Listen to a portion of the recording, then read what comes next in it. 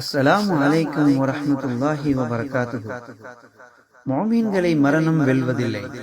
அவர்களின் கபரில் அவர்கள் உடலை பொதிந்திருக்கும் துணியை கூட மண் தின்பதில்லை. அஹ்லு சுன்னத் வல் ஜமாஅத்தின் இந்த நம்பிக்கையை உறுதிப்படுத்தும் எண்ணற்ற சம்பவங்களில் இன்னும் ஒன்று.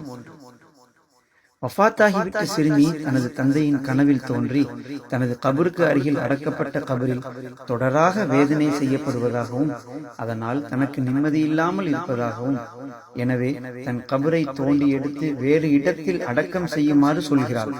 ஒரு முறை அல்ல, பல முறைகள், கிட்டத்தட்ட 2 வருடமாக பல இடைவேளிகள் விட்டு இந்த கனவு தொடர்கிறது.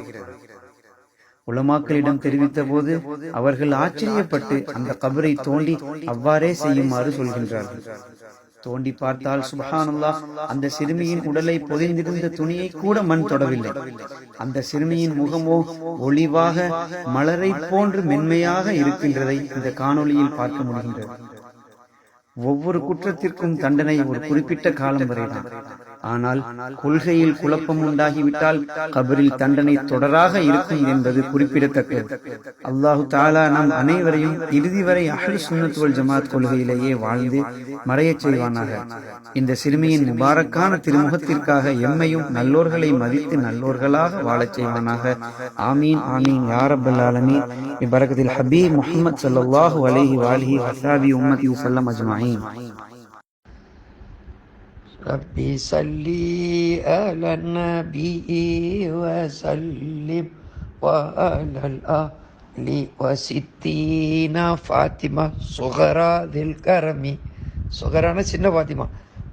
ربي صلي على النبي وسلم وعلى الآل وستين فاطمة صغرى ذي الكرم. ربي صلي على النبي وسلم وعلى الآل وستين فاطمة صغرى ذي الكرم.